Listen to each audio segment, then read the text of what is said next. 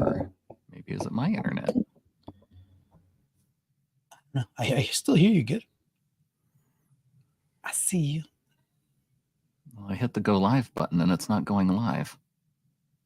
It's just doing a little circle. Want me to do it? I realize it's not.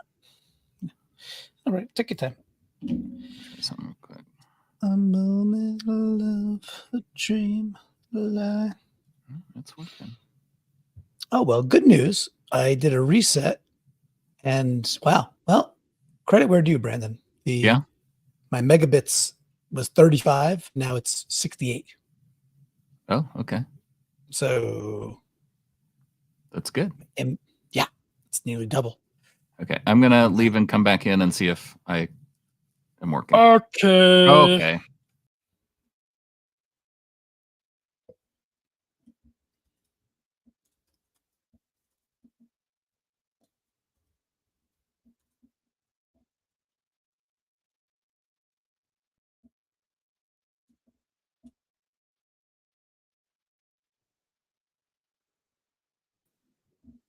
Okay. 68 megabytes confirmed. I wonder if I'm live. Can you hear me? Papa, can you hear me? Okay, I'm going to try hitting live again. Wait, your audio just went out. It did? Yeah, it's not your mic. Oh my gosh. Like just now too. It was fine and then went bye-bye. Okay. Papa, what is with our technology today? Papa, can you hear me? Check. Sounds good. Okay. Just keep driving, Wayne. All right, here we go. 3, 2. Hope this works. Yeah. And 1.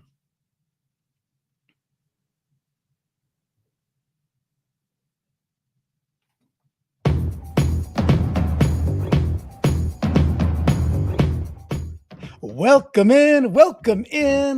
once again to the newest edition of 3 in, 3 out, the most unique Seahawks recap show in the multiverse. And I am your host, Clinton Bonner. I am joined by the one, the only, the great Brandan Schultz. And Brandan, I've got a question for you out of the gate. Are you ready for this question?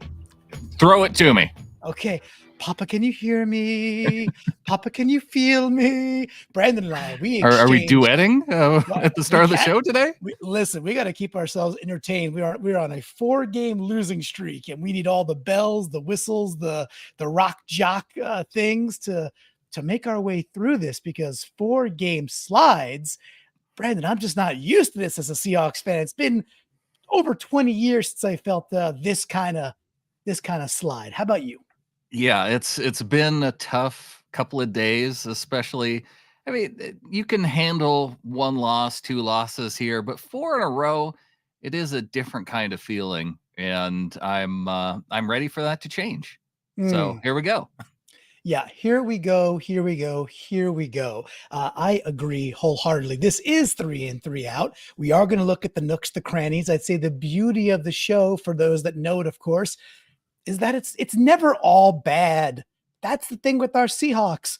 We were talking earlier, there is this giant discourse out there, growing volumes of, we got to tear it down. Let's lose every game. Let's fire Pete. Let's burn it to the ground and get the best draft pick we can and throw Gino out with the bathwater and draft a quarterback. And I'm just here to tell you, Brandon, I ain't about that. I'm not there. I'm not there mentally. I'm not there emotionally. I'm not there with what my eyes see. I see a team that's making errors and at the same time hanging with the 49ers, unlike other teams who are getting blown out, hanging with the Cowboys, should have beaten the Cowboys, unlike other teams that are getting blown out. And we're a little bit away from turning this beat around, Brandon. So I'm staying positive, my man.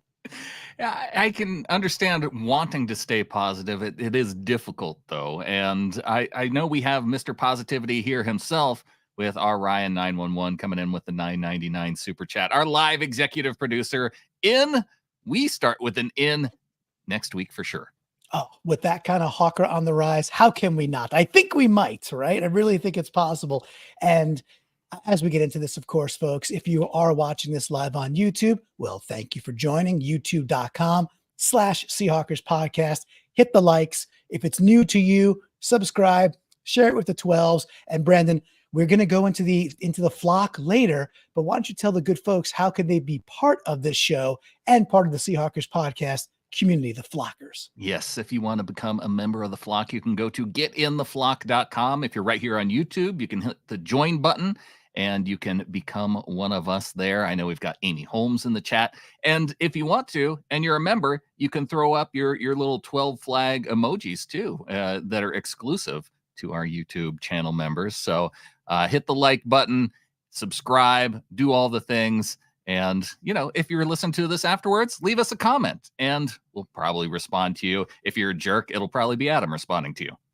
Or you'll be banished to Negative Town in the Discord. Either one, it's all good. Whatever it is. Hey, it's that kind of season. We're gonna teeter. We're gonna tater. Is that a thing? I don't even know. I tater most afternoons with the tots. You got it. And now, question for you with the tater tots, because it's might be more compelling than recapping this game quickly. Tater tots, classic with ketchup, a little salt, or do you like a fully loaded tater? How do you tater? Ooh, well, there is a restaurant near me that does the fully loaded tots, and I enjoy those very much. And so I would say, I prefer loaded, but I also like plain. And if I do go with a sauce, I go barbecue. Barbecue on tots, underrated and good. A nice oniony, little sweet barbecue with that bit of spice in there, a little vinegar. Very, very good on tots. I like that. I also like, there was a sly move for folks that may be watching live. A Niners fan tried to, get into our little parade here, and Brandan automatically banned him and banished him like the 3D little paradigm thingy in Superman 2. Off with you, I say, with the 49ers fans. I think he asked for it. He put some broom emojis up, which I assume meant that he wanted to be swept out of the chat. Yes, exactly. Yes, in through the outdoor with you, Tyler Caristly? Caristly? I don't know. Santiago. Either way, the Niners, they're good. We know this. We're going to go into 3 and 3 out. Some general quick observations, Brandon, that I don't plan on talking about. First and foremost was, look, between the tackles, we were pretty good against the run between the tackles. Off tackle, it's just hell's bells, different game. But between the tackles, really quite good.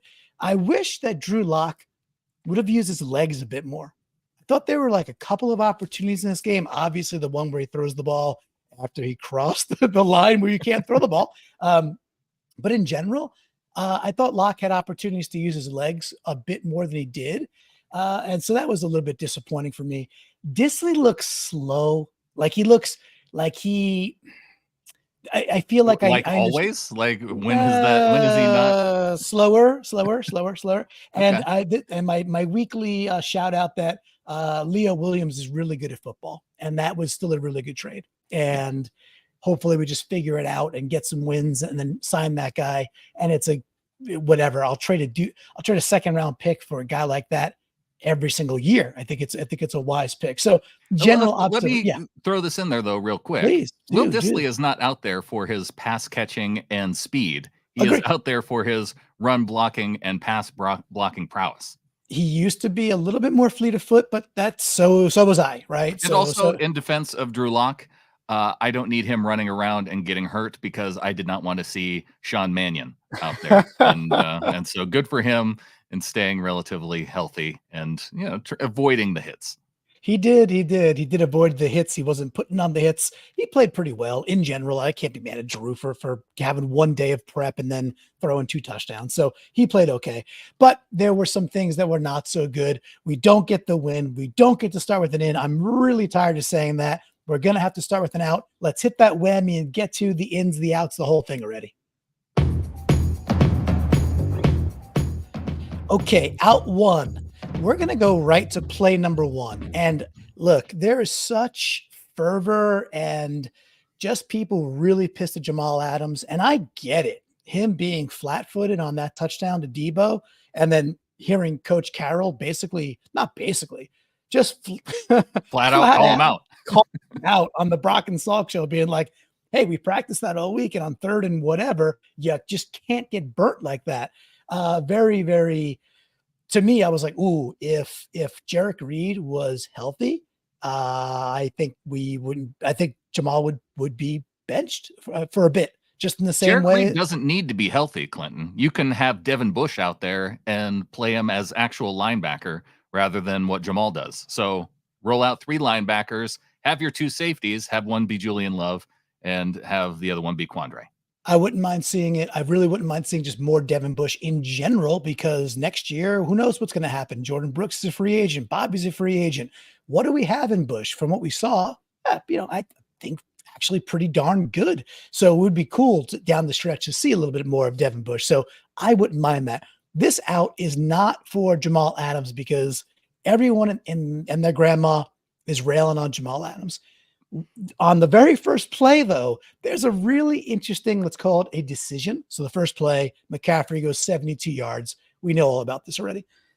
The thing is, there's a play that's, I think, in my opinion, worse. Jamal Adams he overcommits and gets washed out. Okay. I can see what he's trying to do, and he gets washed completely out. The thing that I don't understand, watching this in real time, I was like, that was odd. Watching it on the replay, I'm like, what? That's even weirder. It's Diggs. So I have Diggs up on the screen here, and we got plenty of support to the right of Diggs. There's ample Seahawks over there. And then when I transition this for the folks that are watching it, so Diggs is observing this pitch to the left, right? So McCaffrey pitch left. Cool. Where Diggs decides to go, it's just mind-boggling to me, right? So there's an obvious gap emerging. You can see Adams getting washed out, and Diggs decides to. Brandon, how would you describe the hole he's trying to go through? Like what's happening? What's he doing? Well, it looks like 65 is about to block 56 in the back, and Yeah, then Diggs yes. decides to go in between those 2 places. So yeah, it's an interesting choice. I mean, Brooks got beat badly by by the blocker on the Niners there too. So you could point the finger at several people, but they definitely sealed the edge well on this one. Shoot, they got 5 guys over there. Yeah, they got all the burgers over there. They did seal it well, and the Niners are a good run team, and outside the tackle, they're extremely dangerous. Seeing this play one, it was deflating. Obviously, we come right back down to make it 7-7, which was cool. But I would encourage people to go back and watch the regular, not even the all 22. Just go back and watch the regular angle in real speed, and just watch Diggs, like where he decides to go. It's just super bizarre. It's Yeah. super weird. It's it's like there was 100 chances on the board, or like it's tantamount to a quarterback that tries something into like quadruple coverage when there's a dude, like not just in the flat but open, 12 yards downfield, wide open, but he tries a shot 40 yards downfield into quadruple coverage. It's like 1 in a million that this was going to be the path to take. Very weird. Started the game weird. I'm just giving Diggs an out. I know the world is railing against Adams, and in many ways, rightfully so. So Diggs, he could share some of that as well. Hate starting with an out. Them's are the rules, Brandon.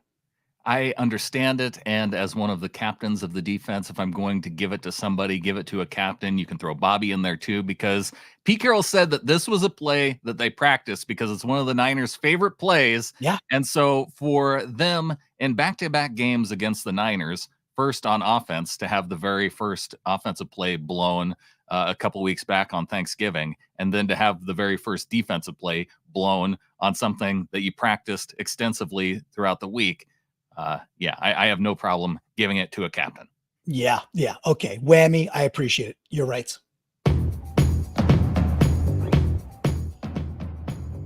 Well, the raging yang. We get to talk about good stuff, and just like all our games and even all our losses, maybe not that Thanksgiving one, but most of our losses, There is good here.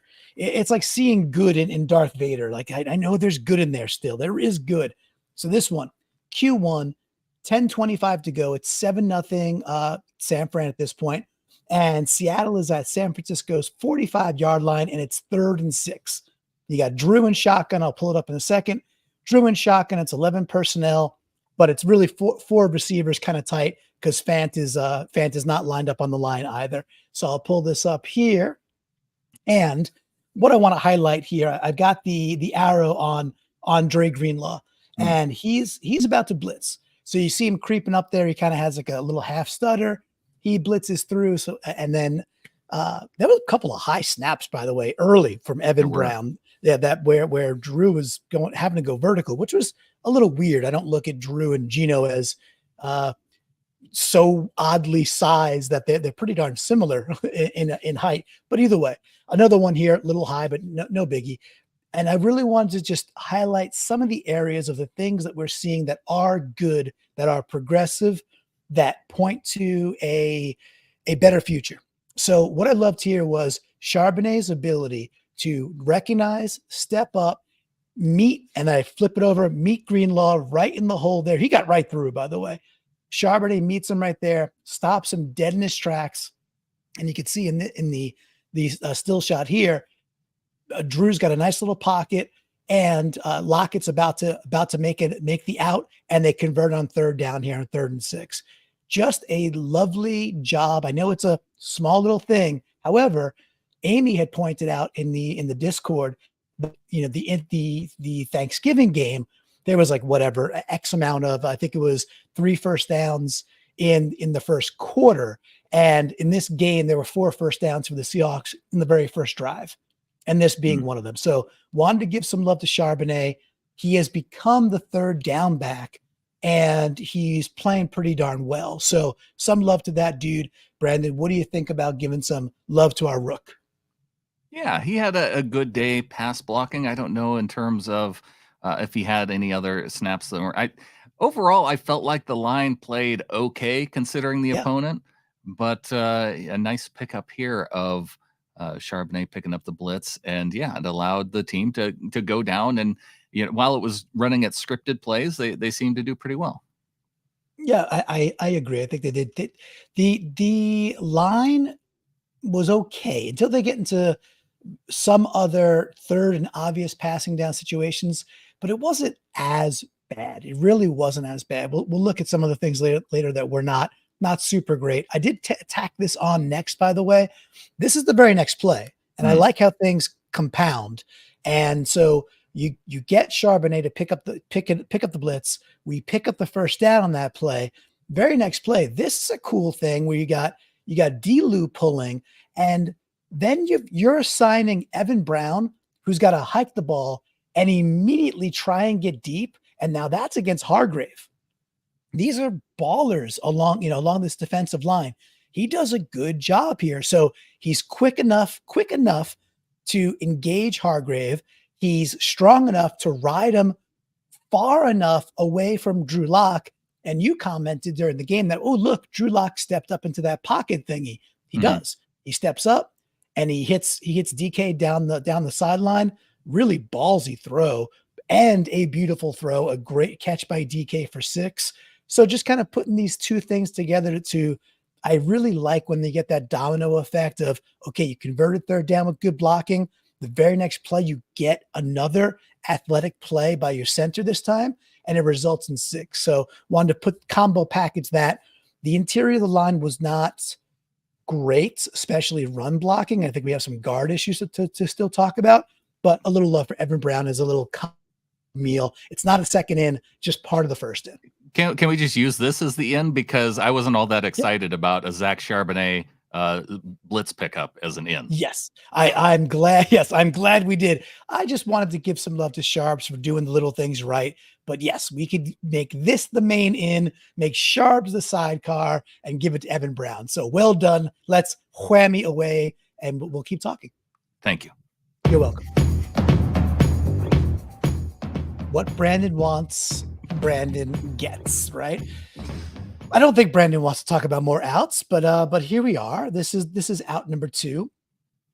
talking about Charbonnet, there was a spot in the game where there were back to back really good runs. One was Charbonnet making people miss the first one. The second one was kind of a student body left, and Charles Cross is out there, and Delu's out there, and that's a nice run down the left hand side. And we're like, ooh, we're moving the ball. And at this point, by the way, it's geez, I think we're up at that point. Either way, it's 1st and 10 at San Francisco. We're down to the 14-yard line. So after two really successful runs, our best runs of the day, 1st and 10, San Francisco 14. It's 2:42 to go. It's still quarter one. And here, on this play, man, the negative plays are still the things that are vexing us because we take a negative play, whether it's a pre-snap motion penalty or just we get a bad tackle for a loss, and then we don't have the gumption or the execution to dig out of it sometimes, and that really reared its head here. So here, Randy Gregory, you got old man Peters, which he's doing his best out there. He was in on both Charbonnet big runs, so it's not like he wasn't. It wasn't Lucas on those plays. It was Peters on Charbonnet's biggest runs. On this play, Peters just really overshoots. I think he's like overcompensating for where Randy Gregory is. And Randy Gregory is able to step directly inside of him so quickly. And what I wanted to call out here is, Brandon, look at the rest of the blocking. If Peters is able, because Randy Gregory is doing what you would want him to do. He's actually making the assignment easier for Peters just to turn him and just wall him off.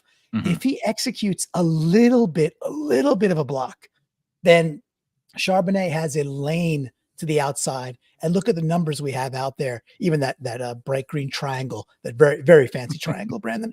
But we had daylight. We had daylight for a third play in a row, a third running play. So when people are killing Waldron, and I'm still not happy with the dude, but when people are killing Waldron, you also got to look at a play just like this. 2 back-to-back runs where big runs, big first downs, a third run where if we just execute a little bit of a block, he's got more room, and we don't. And it's a tackle for a loss, and the drive unravels. So Peters, he's out there doing his best as an older man, taking the out though.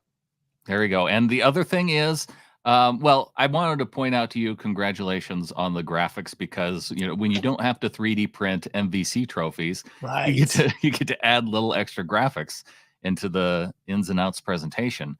I would also say, hey, after Charbonnet's run these 2 plays, gotten inside the red zone, how about throw K9 back there, and then he makes the guy miss, bounces it out to the outside, and then scores a touchdown. So maybe do better with your personnel. Maybe do better with personnel, maybe just get the chip here. The thing where I can then go back to the blame game for Waldron is, all right, we didn't execute this play. This one is on Peters. He gets beat, and I think he actually had a pretty easy assignment. And then Bosa cleans it up. You can see that on screen there. But Charbonnet had to spin out of Gregory and even do okay to just to avoid that. Is Evan Brown taking a nap? Is that? I think yes. Yes. He pricked his finger on something, and he just went to bed for a little bit, and the rest of the game it looked like. The thing is, we get into 2nd and 14, and it looks like there's just not a lot there. They try a little outlet to K9, it goes off his hands, but if he catches that, he's losing yards on that anyway. And then it's 3rd and 14, and they do a bubble to K9 on the left hand side. Yeah. It's like, we're at the 15, 16, 17-yard line. We have a dude, whether it's Geno or it's Drew Lock, you have a dude with legitimate arm talent that is confident enough to take shots downfield. And on 3rd and 14, we're calling a bubble to K9. It's like, what? Like, do we want to win? Do we want to try? And we end up with a field goal there. And 3 versus these Niners, when you're in the red zone, it does not cut it. And it didn't here either. So I can spin it back to a blame game for Waldron. And I just did, Brandan. I just did. You did. I did a little bit. You did a little bit. See, they recognized their error when Sharps got stuffed here, and then they put in K9 for 2 straight plays, and then Drew couldn't quite link up with them. Yeah. Well, I guess on the bubble, they did complete that on 3rd and 14. Yeah, and K9 did what he does, which is make something out of absolutely nothing and rubbish. So, all right, less rubbish, more ins. Let's get to it, my friend.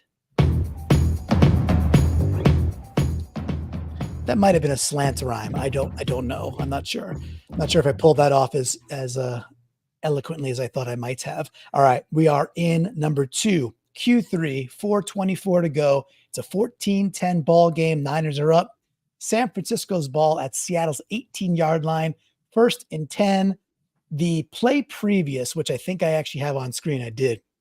This is the play previous where McCaffrey goes for another 13 yards. On this play, Williams makes Derek Hall look like a rag doll. That's not a Derek Hall slight. That's just Williams being Trent That's good. Williams, first ballot Hall of Famer. He's just doing the work on our edges. And didn't really matter. I'll show you the next screen. That does not matter. And on this play, Brooks is kind of blown downfield. Just it's ugly. It's ugly ugly. What I like to call out is the next play, the very next play. We get the good Brooks. We get the really good Brooks on this next play here. So you see where Brooks is set up. It's a very similar play. Again, going to McCaffrey. I would say, if folks who are watching on YouTube, go find Trent Williams on your screen and look at the dude he's bodying. That's not Hall this time. That's Boye Mafe. He's got Mafe down on one knee. He's just a man, a man amongst boys, it seems like, out there. He's so freaking good. But back to the positive here. This is Jordan Brooks. He gets across the guard in this particular play, gets in great position, and then he gets a tackle call a tackle for a loss, call a tackle for 0. Great speed recognition. At the very least, for me, Brandon, when I watch these plays back to back, it was a little bit like, okay, I won't be fooled again type thing. It was like the play just before that guard gets to and washes him out. That at the least, he's like, that's not happening again. And overall, I thought we hit well in this game. I thought we brought our hats. I thought for parts of the game, I thought we were the better team, especially the first, let's say, maybe 20 minutes of the game. I was like, we are outplaying them. I thought we hit them harder. And this is one of those plays where Brooks stepped up and made a really beautiful play. I was just excited that it wasn't like on repeat getting beat by the same stuff. I know that might seem small, but I think it can mean better things as we close out this season. Yeah, I think, and I'm trying to think of was this the part of the game where Trent was actually holding on the play? No, this okay. not this one. This is just ends up being like a 0-yard gain on this one. Yeah. He just tackles him right there. Good get. No, not there was one later, and he gets away with things a little bit here and there, but he's just so damn good. But no, not on this play, I don't think. Okay.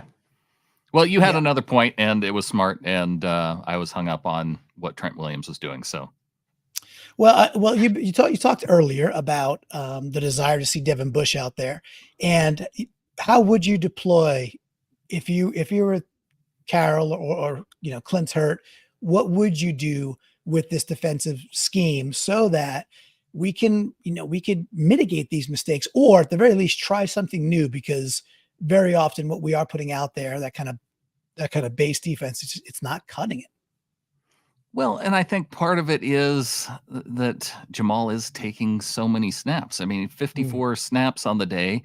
There wasn't anything special that we saw from him. On 54 snaps, if I told you that he got one pressure entirely on the day, that seems low, doesn't it, for a guy who you were kind of expecting to pressure the quarterback a little bit more. So when I just look at the snap counts and I see Devin Bush had 1 and Jamal had 54, that's the one area where I look at and say, okay, if I'm going to put somebody out there that I know at least I've seen cover a little bit better, is probably going to give better effort, then that's where my mind takes me. And I think obviously losing Spoon, this was a tall order with a backup quarterback. I think Drew Lock is okay and can be pretty okay and maybe even good. So I don't think it's impossible to win with Drew Lock. But when we lost Spoon, we really also then lose the ability to have our more effective blitzer, because as much as Jamal Adams is supposed to be an effective blitzer, he the stats don't lie. He is not an effective blitzer, and we saw a lot of times where he was the extra guy, and he's just not close. He's just not close. So then, okay, that's a double-edged sword. You're bringing a dude who's not getting close to the quarterback, not being disruptive, not getting the QB off the mark, and then you have one less dude in coverage, right? So it makes it difficult, especially when Spoon's off the field, who happens to be one of your best cover guys, and Trey Brown, who I think is still the stickiest of the pure coverage guys, was nursing an injury, wasn't on the field. So very, very tall order for our Seahawks this week. Hopefully Trey gets healthy. Spoon, I saw something last night saying that he should be ready for Monday Night Football. We get Geno back. We get fired up for the Eagles, but we'll get there, Brandon. Anything else on defensive ideas before we get to our last I feel like we should end this in with an in. Well, okay, then you find me something. What do you got? No, I don't have anything. I'm sorry. Okay, then let's whammy. We'll get to our out. No worries. Just felt weird going from an in to an out, because that one felt like an out after we changed the in to an out. Yeah, well, when you lose 4 in a row, it's difficult. We're usually, hey, when we win, we know what we do, but we also really like to change outs into ins. And when you lose 4 in a row, it can go the other way. And sorry, Flock, that's how it will be until it's not. All the balance in the universe comes right correct. down to how the show operates. That's absolutely factually correct. All right, Q2, third out. 6:59 to go in Q2. It's 14-10 San Francisco. Seattle is on Seattle's 48-yard line. It's 2nd and 7, and we're driving. We're driving the ball. So on 2nd and 7, we're nicely set up. Here's the thing. Again, I have been very critical of Waldron, especially later as the year wore on. Then there's things where we just don't execute. And to me, this is another one where we're driving. We get 3 yards on first down, which is fine. 3 yards on first down, fine. We call a screen. We dupe the Niners line. You could see the numbers we have there. I'm putting the arrow on Fred Warner. I understand he's very likely the best linebacker in football. I get that, best middle inside linebacker in football. I understand that. With our numbers there, just to go from here to here, what happened? Like what? I know he's faster than Evan Brown. I know he's faster than D-Lou. I get that. And Bradford's engaged, and Abe Lucas is behind the play and trying to catch back up. Abe Lucas just disappeared from the frame. Yeah, where did he go? He was tagged out for the nap. They're like the bushwhackers of napping. Yeah. So he had to go take a nap. So, but what happened here? And I do think that K9 could have taken a better angle on this one. Now he's always going to have that propensity for, I could bounce this outside because I'm the fastest guy in the room. And he's right. He's going to be the fastest guy in the room, or the most agile guy, the quickest guy to be able to get it outside. So I think if he actually takes a stronger angle towards Warner, he gives Brown a chance to engage him. But from slide to slide, and I realize, I know this is a still shot, but even in real time, like when this play was happening, I was like, oh, this is set up. This is set up. Beyond Fred Warner being a darn good football player, Brandon, what went wrong? The thing that you're not quite seeing, because it is a still frame, is that right before this, I believe Evan Brown is facing backward toward the Seahawks' own end zone. D-Lou is also not really facing forward, and obviously Abe Lucas is looking backward too. So the thing that I don't necessarily understand is why they need so many guys facing the wrong direction rather than looking downfield at guys that they may want to or may not want to block, but should block. And I think that's where this play breaks down, is that there are too many guys facing the wrong direction. It's actually a great point. And because so many other teams are able to screen with more authority and more confidence and just more smoothness, And it's little things, and this is 3 and 3 out. It's little things like that. That's a great call out. Where if you watch a team that's successful with it, no, they're more like all rowing in motion together, and they're facing the right way because for the big guys, for the big, the big fatty fat guys, I love them all. We love our big boys, our beefy boys. But for them to turn and then restart their engines the other way, it's it's like turning a big ocean liner. It's not a little speedboat out there like K9. So it is a very astute point. But they say, hey, we're drilling the crap out of it. We're practicing screens. We're drilling it.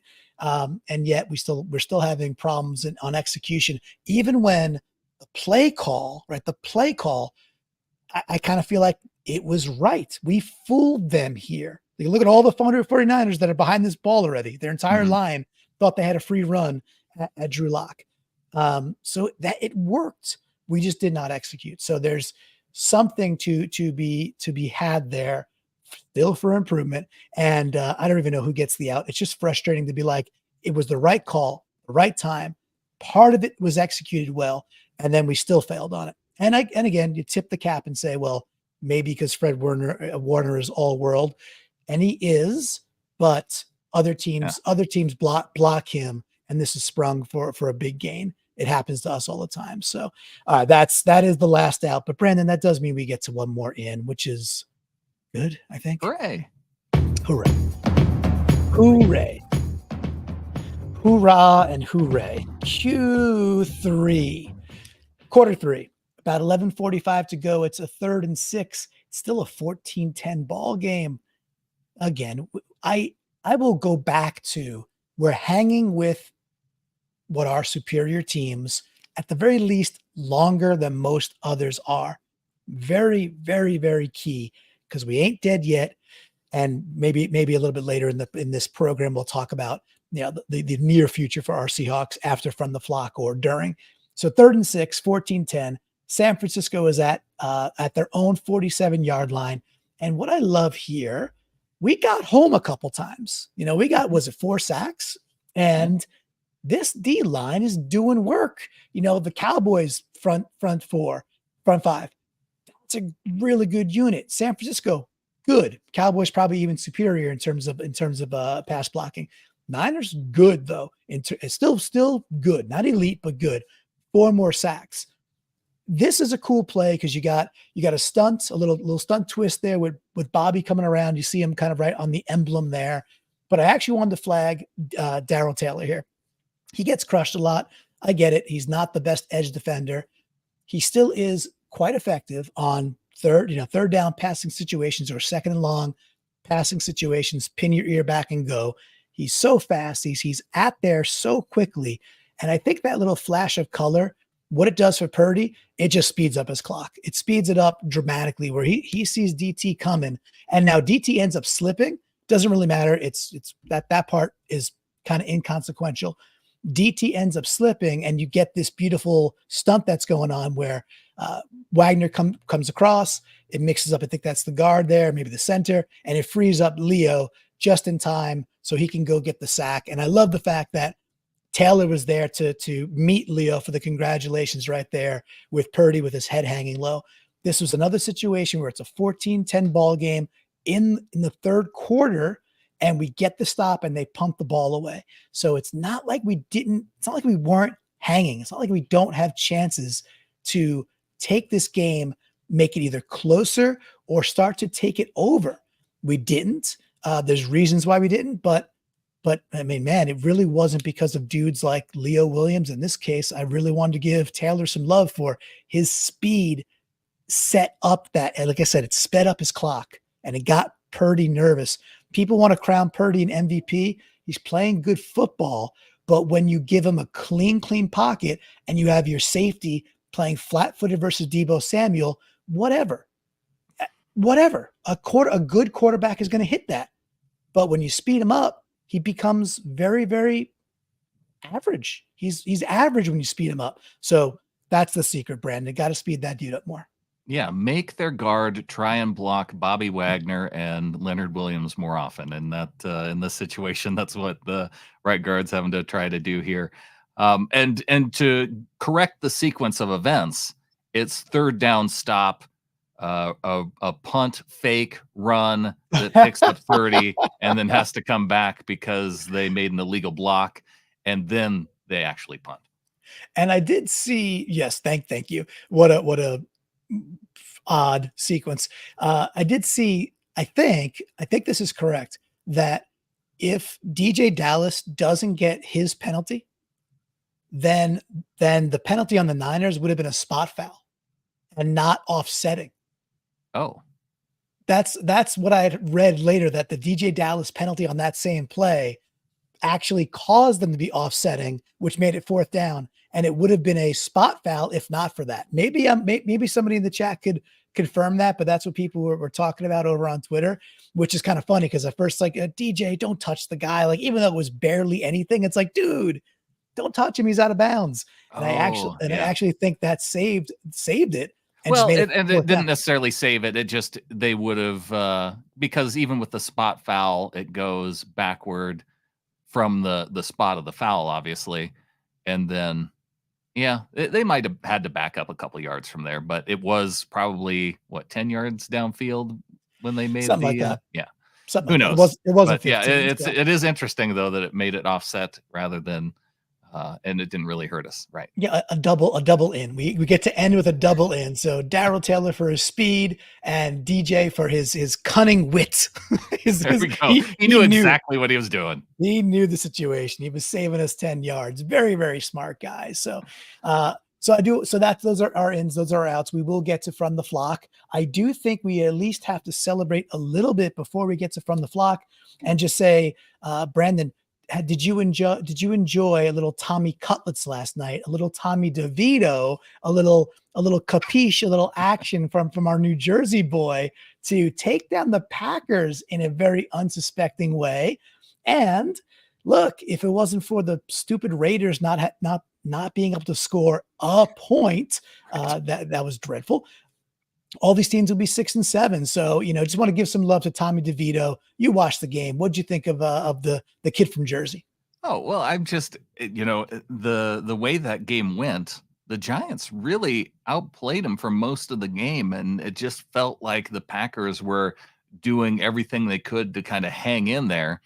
So I was going to be really disappointed if the Packers won for two reasons. One, I didn't think that they deserved to win necessarily because the Giants just played very well.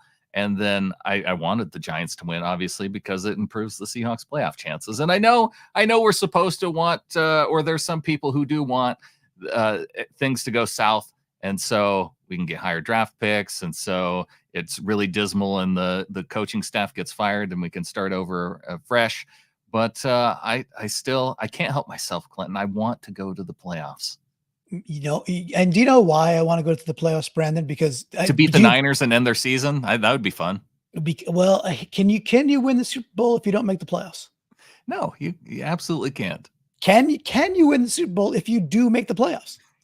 The Giants showed us that no matter what happens, as long as you make the playoffs, you can make it to the Super Bowl and you can win. I want to paint a quick scenario before we get to From the Flock, and just to get, hopefully, maybe even if it's one Hawkra, a depleted heart at this point, back onto what I'll call the good side of the ledger. Look, we beat the Eagles. Cool. I think we're going to, by the way. I think we're going to beat the Eagles on Monday night. We beat the Eagles, or we don't. That almost doesn't matter. We go three, let's say the other way. We go 3-1. We get the 6 or 7 seed, very likely the 7. My prediction at this point is the Rams, because they're playing good football, because Stafford's playing out of his mind. Stafford should be an MVP candidate, by the way. He just should be. If they make the playoffs, he should legitimately be an MVP candidate. Yeah, well, is what it is. The dude's playing out of his mind. He's balling. I would actually like that just to drive 49ers fans nuts if Stafford got the MVP over Purdy. Yeah, he would deserve it if they get in, because look at the rosters. With that, we get in, right? So we get into the 7 or 6. The Niners are the 1 seed. Totally cool. And I almost want them to be the 1. If Seattle is playing at Eagles, at Detroit, or at Cowboys, Are you telling me we can't beat those teams? Like, we lost to the Cowboys by a few, should have won. We beat the Lions. And the Eagles, we'll see how they finish the season. Seasons are way longer than they appear in the mirror, right? There's a lot of ebbs and flows. Just because they're down right now doesn't mean they will not rebound and get right before the playoffs. That can happen. They're still a good franchise. But in no part of my body looks at our roster and is like, oh yeah, we couldn't beat them. We couldn't beat the Cowboys. We almost did. Oh, we couldn't beat the Lions. We already did. So just Hawkra, folks in the flock, get out of it. Just be like, if we make the playoffs and get a chance to go play anybody but the Niners round one, anything can happen. You got to be in it to win it. So let's get it done, Brandon. Let's get in because we can make some noise with this team. I'm confident about it, clearly. I think the hard part of it is that watching the way this defense has played over these last few weeks, that they can't beat those teams if the defense continues to play in the manner that they're playing. And I don't even know if they can make the playoffs against, we need those 3 wins. I don't know if they can beat a team like the Titans right now if the defense is playing the way it is. So in that regard, yeah, I do have hope that I at least recognize that there's enough talent to get there. But if the team doesn't step up and actually show that they can play defense in the way that they should be able to, then it's not going to happen. I think, and we'll get on to from the flock because we must. I think the defense is getting a little bit overblamed for what is playing a really, really hard schedule. Like, the Rams are putting up numbers on everybody. They put up 17 against us. We should have won that game. The Bengals with Burrow back and now with Browning putting up 30 on people. They put up 17.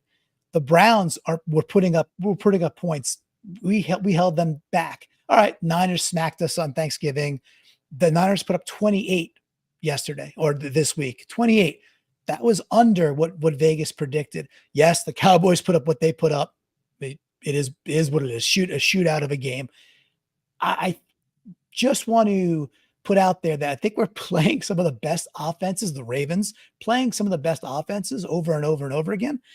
And that's a tale of the schedule. It's been a tough go. So that's all. Hopefully down the stretch when we play Titans with Will Levis looking good, but still not an explosive offense. The Steelers who are in disarray offensively and don't have a quarterback, and the Cardinals who are still, trying to figure things out.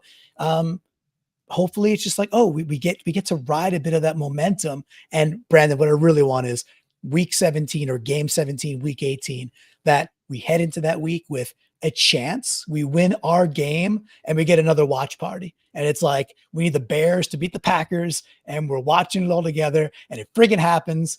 And then we're all fired up and it's glorious. And we're like, wow, that was a really weird season. And we get to go play a playoff game. Brandon, that's what I want for Christmas. I want that too. I want it very much. I want our defense, rather than, I would accept them giving up a lot of points if they were getting beat on things and getting beat on plays to where you go, wow, that was a really unique way that they decided to play that. The offense, did something that was really unexpected, but they're getting beat on dudes just not being where they're supposed to be. And that's the part that frustrates me. You're 100% right about that. That's, can't argue it. It's, and again, when your coach, who is Mr. Positivity, is calling you out on a radio show, well, you done messed up, didn't you? So we shall see. And I liked when they said, well, what are you going to do? Like, are there going to be changes? And he basically said yes. And we'll see. Does that mean personnel? Does that, what are they going to do? But if you practice it all week and then you give it up, well, there ought to be changes. I love this question from Jeremy. Brandon, what do you think? He says, if we beat the Eagles, how does that change your feeling about the rest of the season? What do you think? Well, how would you answer, Jeremy? Well, I don't know if it changes it too much. It's gonna have to be that how the rest of the season plays out, because the Eagles, to me, I put them in the same category of teams that the Seahawks have done pretty well against that are good teams. They beat the Browns, who are a good team over on the AFC, and they're one of the better. They didn't have Joe Flacco when we won that game, but Browns good team.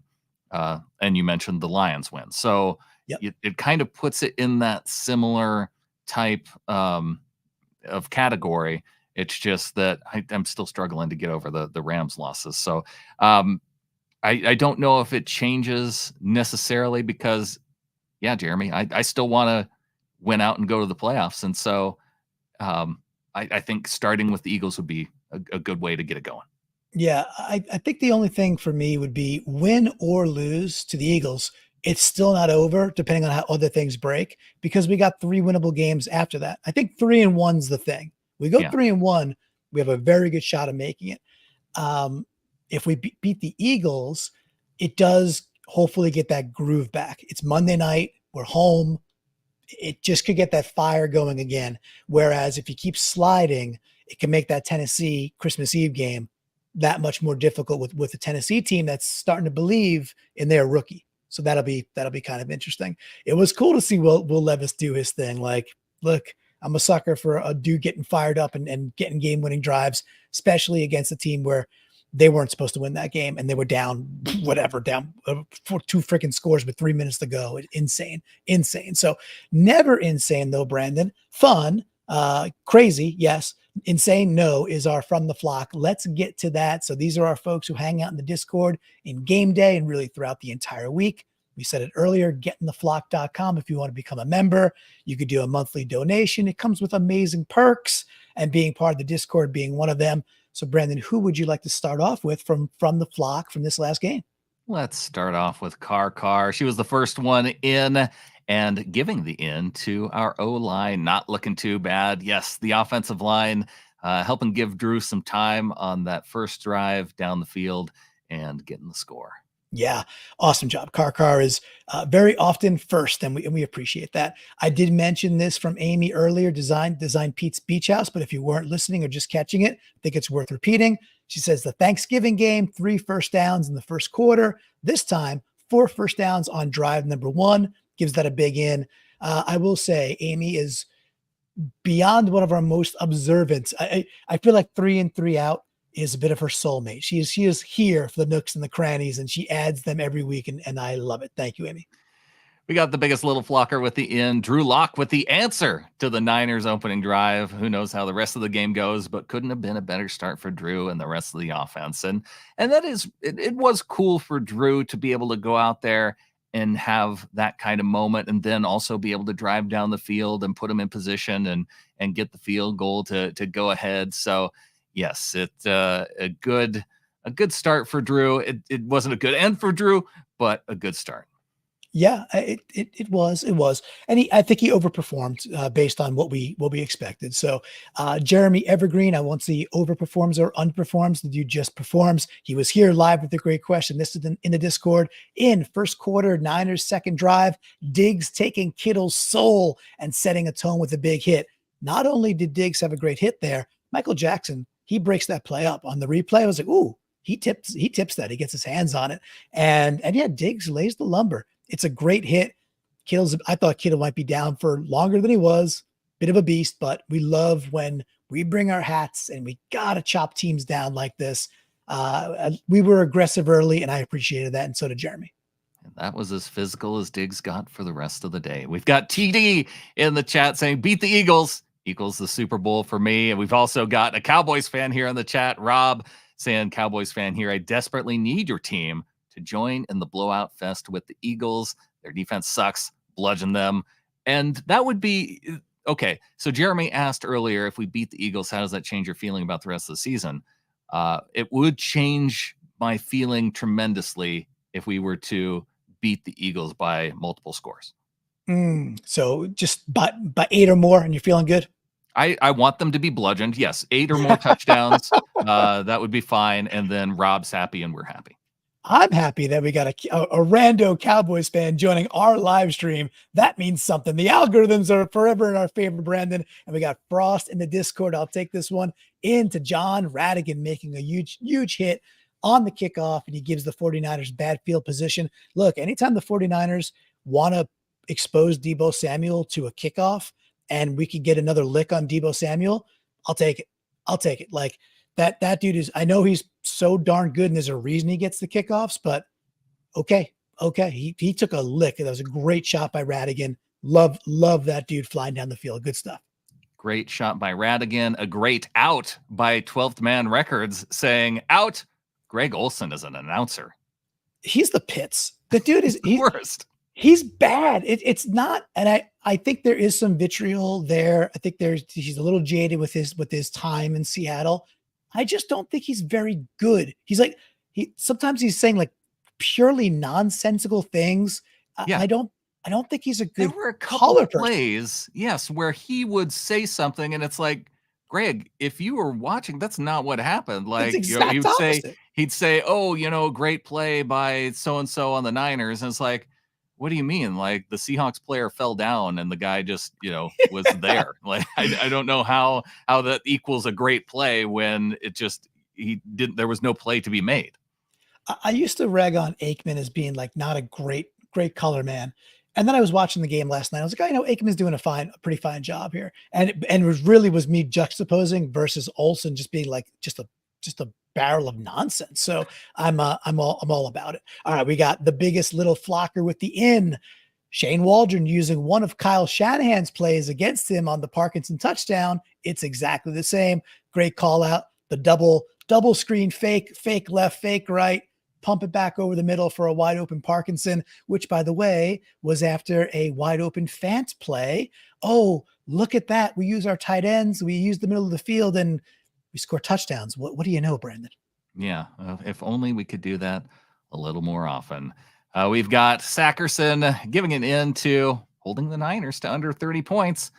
I guess if you want to find some of the small wins, yes, that is it. I guess they did better, than they were expected to because they beat the point spread. Yep, and the Jay in Alaska has the out saying making Brock Purdy look like an all-pro. The dude's good. He deserves to be. He will be a Pro Bowler. I'm not going to say he's a systems guy because Jimmy G's been there in the same system for all these years, and he's better than Jimmy Garoppolo. Like he just is. With that, when you heat him up, he becomes Jimmy Garoppolo. He becomes Jimmy Garoppolo-esque when you heat the guy up. By the way, just like all quarterbacks, you get in Tom Brady's face, you get in Manning's face, they're not as effective. Go figure. Just whatever. We just more teams got to heat him up with more consistency. We've got B-Wags Biceps saying, apart from that brawl, discipline took a major leap forward. Season low in penalties? It may have been. It was. I thought the officiating in the game, like they stayed out of it for the most part, except for when they needed to get in there. And I think we've lost Clinton. So he's popping back in. He's frozen. Hey, Rob popping in here saying, no algorithm. I search for live Seahawks podcast because the Seahawks fans need to know there is 1000% way for you to end this Eagles season. After you do that, I want to see Tommy DeVito end it. So Cowboys just getting in there and wanting to see our Seahawks succeed against the stupid Eagles. So that's fine. I appreciate Cowboys fans taking a look and coming on here in here. So thanks for Rob for checking us out. Clinton is he's just not going to be with us. So Papa, I think we've got through. Me? Oh, Papa, can you hear me? Clinton, Papa, can you see me? No, you're all black. I don't know what's going on. I'm here in spirit, Brandon. I've crossed You've realms, crossed over. Brandon. Yes, I've crossed over. This is who's that Jonathan guy who was on TV in the late 90s. Yeah, I don't know what's up. The camera just died. It's the green light's still on, like it's there. I'm jovial as usual. So I'll be here in vocal only. So for those listening on audio, act like it never happened. just we're just gonna move on. So yes, any other ins and outs that you want to get to, Clinton? Oh, if I could only see. Yeah, I think let's see it real quickly. I'm just scrolling. Hawk Van Dyke, Bloomy had a great time in Germany. What was fun about having Bloomy in Germany was that he would post pictures every day of him getting like another schnitzel, another his pretzel and the sausage.